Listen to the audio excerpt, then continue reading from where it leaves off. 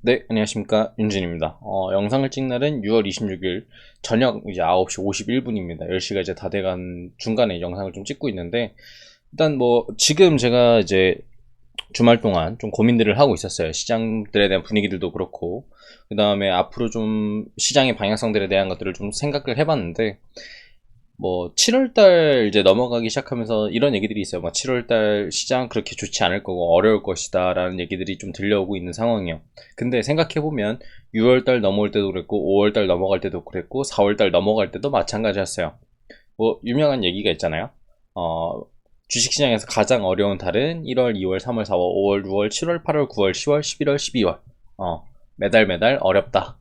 이런 것들을 날짜 배열들을 좀 다르게 해서 명언처럼 이제 나와 있는데, 시장에 대한 어쨌든 어려운 부분들이 계속 나오다 보니까 주식 투자자분들도 나름 어려워하는 것 같아요. 지금 이제 뭐 지수 같은 경우에도 코스닥이나 코스피 같은 경우에도 지금 코스피가 신고가를 찍어줬고 코스닥 같은 경우에도 나름 낙폭들을 많이 회복을 해준 상태예요.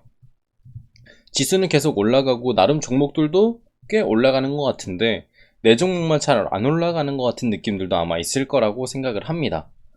저도 지금 시장에 대해서 매일매일 보고 제가 직접 투자를 하진 않고 있지만 어쨌든 포트 구성이나 이런 것들을 머릿속으로 많이 그리고 있는 상황이기 때문에 그런 것들을 또 많이 느끼기도 하는 것 같아요. 관심 종목으로 찍어서 보는 종목들도 많이 있는 상태고, 그러다 보니까 일단은 오늘 조금 시장에 대한 얘기, 그 다음에 다음 달에 대한 얘기를 좀 해보려고 해요. 뭐 증시 스케줄 같은 경우에서는 일단은 6월달 같은 게 특별한 게 없고 7월달 초에도 엄청 특별한 얘기들은 없어요.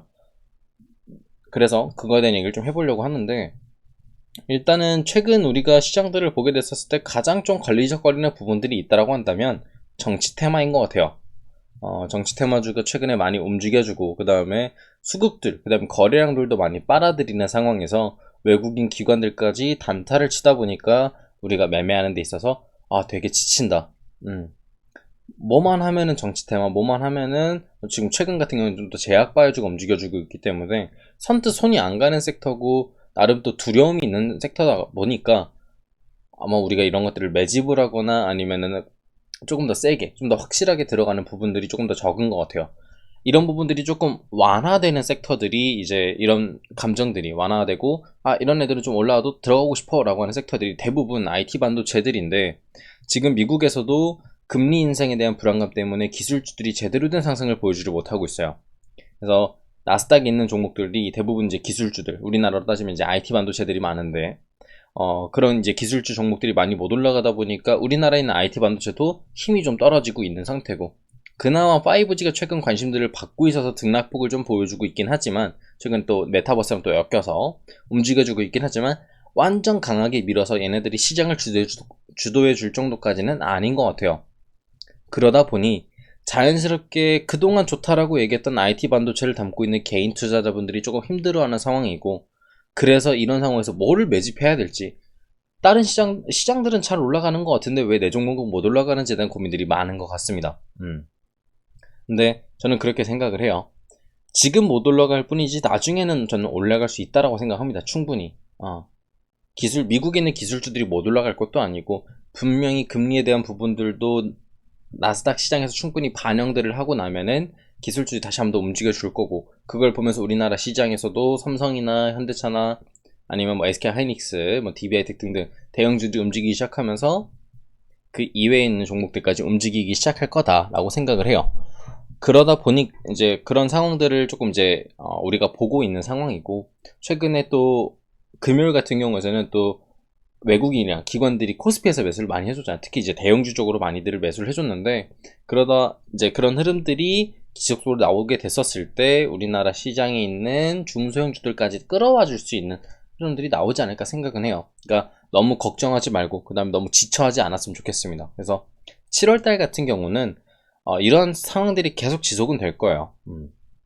왜냐하면 정치 테마 지금 단발성으로 뭐 끝날 것도 아니고 앞으로도 계속 이슈가 들고 정치에 대한 이슈들이 계속 나오기 시작을 할 텐데, 요새 이제 뭐 각 정당에서도 여러 가지 이제 퍼포먼스들이 많이 나오고 있잖아요. 뭐 특정 정당을 얘기를 하진 않을게요. 뭐 다양한 정당에서 퍼포먼스도 나오고 있고 그거에 대한 또 어필들을 많이 또 하고 있는 상황이기 때문에 우리나라에 있는 주식 시장에서도 그런 것들이 굉장히 많이 따라가고 있는 상황이에요. 그래서 각 인물 테마들에 대한 그 인물이 말 한마디가 어떻게 또 되냐에 따라서 주가의 또 방향성이 달라지는 거고, 어떠한 퍼포먼스를 보여주는 거에 따라서, 그 다음 지지율이 어떻게 되냐에 따라서 또 흐름들이 많이 바뀌고 있는 상황이기 때문에 초보자분들이 조금 어렵고 지루하고 재미없을 수는 있지만, 너무 그런 종목들을 강하게 따라붙는 것보다는 비중들은 적당히 또는 조금 줄여서 다른 종목들 매수하는 것보다 조금 줄여가지고 매매를 하면서 이 지루함이나 이런 것들은 조금은 날려보고, 우리가 기존의 IT 반도체나 이런 것들 좀 지루할 수는 있지만 저는 최대한 좀 끌고 가보는 전략을 선택하는 것도 좋을 것 같아요. 물론 IT 반도체가 모든 종목들이 좋지는 않아요. 그렇기 때문에 내가 털어내줄 건 좀 털어내주고, 그 다음에 메리트 있다라고 생각하는 특히 차트성, 재무, 수급, 이슈 이런 것들이겠죠. 보통 분석하는 패턴들이, 그런 것들이 괜찮은 애들은 최대한 끌고 가면서 분위기들을 잡아주셔도 좋을 것 같아요. 그래서 오늘 종합적으로 좀 얘기를 해드리는 부분들은, IT 반도체는 언제든지 올라갈 거다.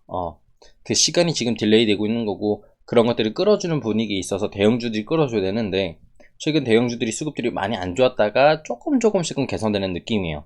그래서 대형주들이 수급들을 끌어주고, 삼성전자가 뚜껑 열려버리고 현대차도 좀 상승 기조를 좀 타주면 IT 반도체 자동적으로 올라갈 테니까 조금 지루하더라도 조금 견뎌보자. 이런 것들 좀 견딜 때 내가 좀 여유 자금이 있다고 한다면, 최근 테마들, 강했던 테마들 있죠. 메타버스면 메타버스, 또는 정치 테마, 아니면은 제약 바이오 이런 쪽으로 비중들은 다른 종목들보다는 조금 줄여서 움직여서 최대한 손절날까 타이트하게 잡고 움직이시면 또 재미도 느끼실 수가 있고, 또 튼튼한 종목들을 내가 조금 손실 구간이거나 조금 아쉬운 느낌으로 좀 답답할 수 있는 종목들은 있지만 그래도 튼튼하게 또 움직여주는 종목들이 있으니까 계좌의 안정성과 그 다음에 수익률까지 또 챙길 수 있다라고 생각은 해요. 제약바이오가 그 다음에 정치 테마주가 우리나라 시장에서 7월 달에도 마찬가지로 움직여줄 거라 생각하기 때문에 7월 달도 똑같이 힘들 수는 있을 거예요. 이번 달처럼. 이번 달 특히 마지막 주 같은 경우 스캘핑하기 되게 어려웠었죠. 너무 빠르기도 빨랐었고, 급락에 조금 대응을 잘못하게 됐었을 때 또 못하는 경우들도 있었고, 초보자분들은 스캘핑보다는 조금 묵직하게 갈 수 있는, 제가 최근에 매일매일 올려드린 종목들이 있죠. 그런 거를 좀 공부 좀 하시면서 가시면 좋을 것 같아요. 마지막으로 좀 공부 종목에 대한 얘기를 좀 한 번 정도는 더 짚고 가면은, 공부 종목이 매일매일 추천한 날, 그 다음에 제가 얘기한 날, 그 다음날 바로 올라가는 게 아니에요. 물론 올라가는 경우도 있어요. KMH 같은 경우는 하루 정도 쉬었다가 다음날 갭이 떠버렸죠. 그런 것처럼 바로바로 올라가진 않을 테지만, 한 2, 3거래일, 3, 4거래일 정도 내가 손절단가만 잘 잡고 대응하면, 손절단가 제가 최근에 다 봐드린 거 보면은 5%가 넘어가지 않아요. 한 2, 3%? 또는 많이 해봐야 한 4% 정도 나옵니다. 그래서 소액으로 연습한다면 손절단가도 타이트하게, 그 다음에 일봉상 대응이기 때문에 또 재밌게, 분봉상 30분봉으로 대응하기 때문에 스캘핑보다는 조금 더 느긋하게 대응할 수 있는 부분들도 있으니까 조금 더 편안한 매매들을 조금 하실 수가 있을 거라고 생각은 해요. 그러한 것들을 공부를 하고 우리가 조금 더 쉽게 접근할 수 있는 방법에 대해서 알려드리는 거니까, 다음 주도 제가 올려드리는 영상, 그 다음에 최근 그때그때 테마 잡아주는 종목들을 조금 대응하면서 수익을 보시면 좋을 것 같습니다. 그래서 이번 영상에 대한 내용들은 다음 달, 그리고 우리 다음 주에도 화이팅해서 힘내서 재미나게 수익 보자. 조금 지루하더라도 같이 이겨내 보자 라는 뜻이니까 같이 화이팅해서 다음 달에도 열심히 수익 보면 좋을 것 같습니다. 이번 영상은 여기서 마치도록 하겠고요. 다음에 더 좋은 영상, 도전 내용, 도전 강의로 찾아뵙도록 할 테니까요. 구독하고 좋아요, 알림 설정 한번 심어주시면 감사드리겠습니다. 감사합니다.